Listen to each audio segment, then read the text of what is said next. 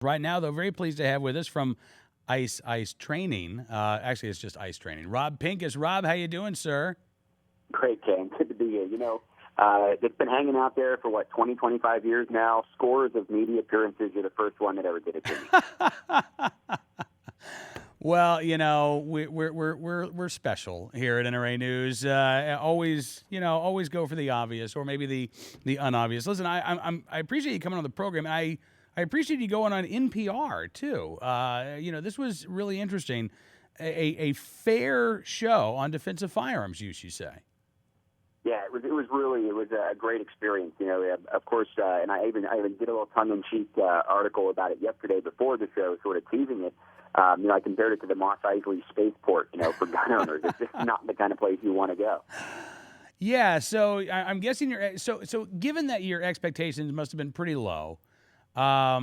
First of all, did you have any hesitation about doing it? And I know a lot of folks would say, Rob, why would you go on NPR? You got really lucky, man. So why did you go on NPR? No, the first time I had to confront that was a little over a decade ago. I was invited, just about a decade ago, I was invited to be on the Daily Show back when I was running Valhalla on the West Coast. And we had a 5-star resort, and we also had a training facility where we Navy SEALs, Green Berets, and all kinds of people coming through the training facility, and it was on the same property.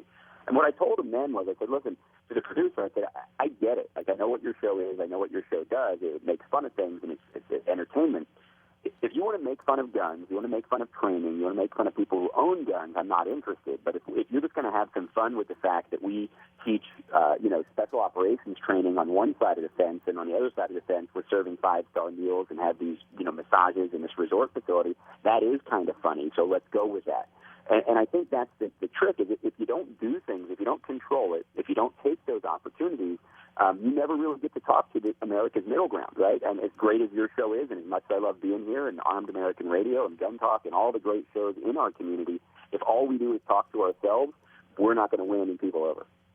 No, that's a very good point. One of the things that, and I know you'll agree, it's not like I'm the only one saying this, but, one of the best things that we can do is to get people out to the range so that they can see for themselves. And you're right. When you're talking to an audience that is not comprised solely of gun owners, even if the host is anti-gun, even if you're talking to Piers Morgan, I guess the opportunity there to speak to the audience as opposed to the anti-gun blowhard who might be the host still presents an opportunity for gun owners to make inroads.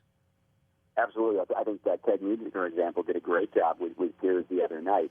Given the opportunity, I'd certainly take the potential benefit over the risk of going on MSNBC or any of those media outlets. I think we have to cross those lines. We have to be willing to obviously think it through and be careful about what we say and how we say it. But I think we have to be willing to go out there and, regardless of whatever the agenda may be, say our piece and say it reasonably. And to be fair, the NPR show, Talk the Nation, was very well produced, very well researched. They spent about 30 minutes asking me questions ahead of time, and it was very clear that the host was trying to fairly represent, or at least give me the opportunity to fairly represent the points that I wanted to make for responsible gun ownership and gun use in a defensive situation. Well, one of the things that I'll give them credit for, I see a lot of this in the media, people who don't know anything about firearms, they don't know anything about guns, and yet they opine and talk like they're the experts.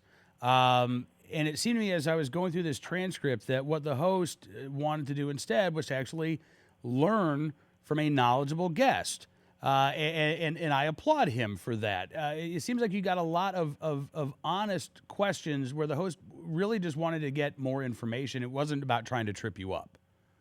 Not at all. No, I didn't feel that way at all. And in fact, the whole premise of the show was, I think I was the only person on the show who hadn't actually called in or been invited in specifically because they had successfully used a firearm to defend themselves. That was sort of the premise of the show. And what we were talking about was how I train people to deal with that situation and why that kind of training can be done responsibly and how it's done. But everybody else on the show, it was actually the media and arguably a left-leaning portion of the media sharing stories of successful defense with firearms, the kind of thing that we see all the time and that we hope people know about. They were actually presenting, so I was really pleased with it. Yeah, here's a question, for example, when he says, I assume responsible gun ownership involves more than a couple of days of training. Now this could be I guess a very open-ended question in the hands of somebody who is an anti-gun blowhard. This probably would have been phrased like, "Rob, are you meaning to tell me that you really feel like after a few hours of training, somebody could leave your classroom and you'd feel comfortable with them being a gun owner?" But instead it was just a question of, well, okay, so what does this involve? And I thought your response was really good. That ultimately it depends on the situation, depends on what kind of training we're talking about, it depends on the person. Yeah, really, it was fair questions, and it really did give me opportunity. And I faced those other questions, in some of the radio interviews and stuff, where there's clearly a spin, there's some skepticism, if not full on agenda against what it is I and all the other people in the private sector training industry do, every day very successfully, which is prepare people to use firearms to defend themselves in that worst case scenario. There was none of that agenda presented yesterday, and to be honest, most of the media interaction, and there's been a lot of it over the last 6 weeks, obviously, has been fair, and it's really about everyone. And I encourage everybody to go out there and try to find some of those middle grounders, find those people who I call gun agnostic. There are a lot of people in this country that haven't made up their minds, that don't have a strong position, and that's who we need to be worried about, not Piers Morgan and Dianne Feinstein. No, I think you're absolutely right about that. And listen, Rob, again, I really appreciate all that you're doing, sir. Thanks for your time this afternoon. And if you have any bumper requests that don't involve vanilla ice for next time, just let us know, okay? You know what? I'll take it. I've got to leave my theme song whenever I'm on the show. I appreciate it, guys. All right. Thanks, Rob. Have a good afternoon, man. You too.